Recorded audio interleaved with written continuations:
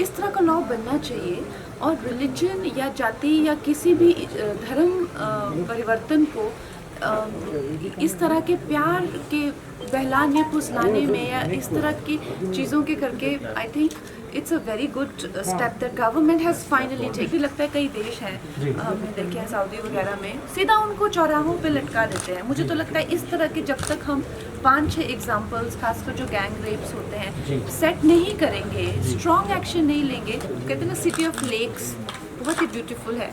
तो मुझे एक्चुअली वापस आके लगा ही नहीं कि 9 महीने तक ये शहर बंद था।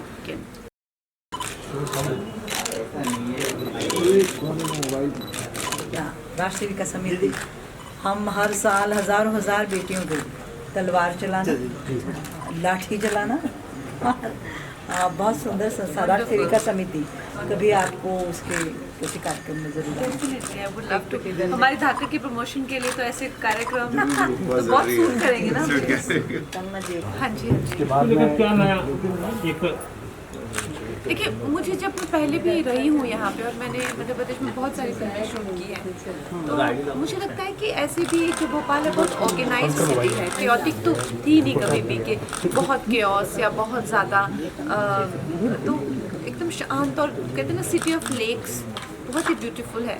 तो मुझे एक्चुअली वापस आके लगा ही नहीं कि 9 महीने तक ये शहर बंद था। वैसे ही सब वैसे बाकी मिला क्योंकि शायद बहुत चीज़ें खुल भी गई हैं और इस शहर ने खासकर बहुत ज़्यादा अच्छे से रिकवर किया है। आई पर्सनली फिर आप लोग ज़्यादा अच्छे से बता पाएंगे कि कंगना जी एक सशक्त महिला के रूप में आप पूरे देश भर में और पूरी दुनिया भर में पहचानी जाती हैं।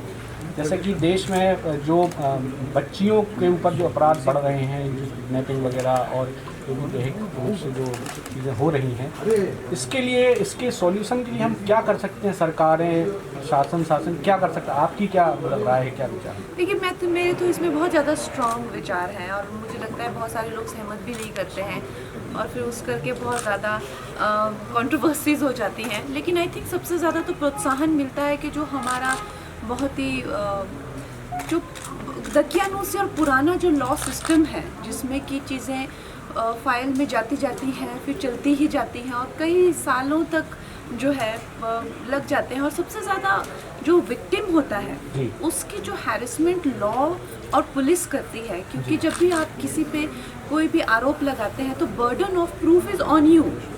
तो फिर जो बच्चियों का जो शोषण होता है कि कहाँ थाई पे हाथ लगाया था या घुटने पे था कि कंधे पे था या ब्रेस्ट, वो जो पूरा एक कई सालों दर सालों आपको ये चीज़ प्रूव करते हुए उसमें क्या है आधे से ज़्यादा लोग बचते हैं पुलिस में कंप्लेंट करने से, तो कई आरोपी निकल जाते हैं और आधे से ज़्यादा जिनको पनिशमेंट मिलती भी है एक बिल्कुल जैसे कि अब मुझे लगता है कई देश हैं हमने देखे हैं सऊदी वगैरह में सीधा उनको चौराहों पे लटका देते हैं। मुझे तो लगता है इस तरह के जब तक हम 5-6 एग्जाम्पल्स खासकर जो गैंग रेप्स होते हैं सेट नहीं करेंगे, स्ट्रॉन्ग एक्शन नहीं लेंगे, तो ये तो अभी तो मुझे लगता है लोग जो है किसी भी चीज़ की खुंदक निकालने के लिए छोटे मोटे अगर प्रेम प्रसंग भी टूटा हो उसके लिए भी ऐसी हरकतें करते रहते हैं because it's so easy to get away. तो मुझे तो लगता है कि स्ट्रॉन्ग मध्य प्रदेश में लज्जात कानून बन चुका है, क्या बहुत अच्छा कानून है और मुझे लगता है कि बहुत सारे लोगों को बहुत प्रॉब्लम भी हुई है इस कानून से। तो जो लोग आपस में ये बात जाहिर है कि पता नहीं क्यों कुछ लोगों के दिमाग में ये बात बैठती नहीं है कि देखिए लॉ जो है सिर्फ उनके लिए बने हैं जिनको दिक्कत है। जैसे अभी जो कहते हैं कि इंटरकास्ट मैरिजेस होनी चाहिए, तो जो होती हैं या हो रही हैं उन पे ये कानून लागू नहीं है, ये उन्हीं पे लागू है जिन्होंने इस नाम पे धोखा खाया है। और जो पुलिस के पास जाते हैं और धोखा खाते हैं इस इंटरकास्ट मैरिज के नाम पे या कोई और फ्रॉड उनके साथ होता है, इस तरह का लॉ बनना चाहिए और रिलीजन या जाति या किसी भी धर्म परिवर्तन को इस तरह के प्यार के बहलाने फुसलाने में या इस तरह की चीज़ों के करके I think it's a very good step that government has finally taken. मैं सर एक छोटी सी रिक्वेस्ट चाहूँगा सर, मैम बीच शूटिंग में से आएंगे और स्टिल हमारी शूटिंग हमारी चल रही है। एक आखिरी सवाल मंगला जी जैसे वेब सीरीज OTT, अभी लॉकडाउन रहा, लोग घर में रहे, वेब सीरीज और OTT के माध्यम से ही वो जुड़े रहे, तो जो फिल्म इंडस्ट्री का वेब सीरीज़ के आने के बाद में जो सिनेरियो चेंज हुआ है, तो कई लोगों का ये कहना है कि आगे जाके थिएटर्स पर इसका बहुत प्रभाव पड़ेगा, फिल्मों पर बहुत बड़ा प्रभाव पड़ेगा। आपको क्या लगता है कि वाकई वेब सीरीज़ के आने से फिल्मों के प्रति रुचि कम होगी, लोगों की सिनेमा घरों के प्रति रुचि कम होगी?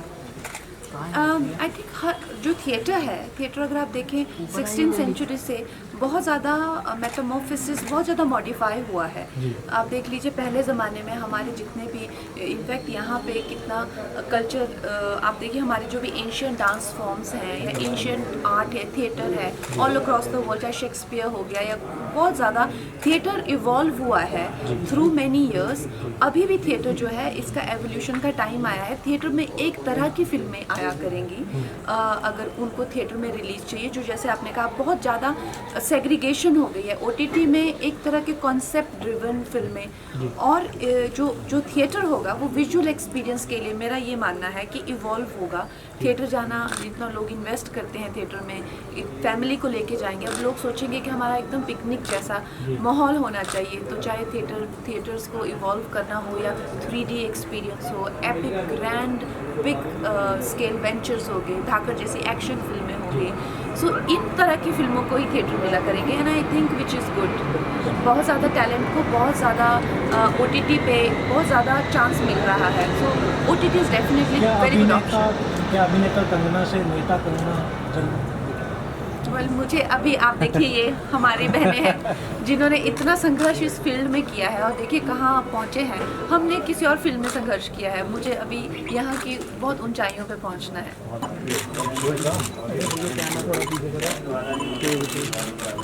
Thank you.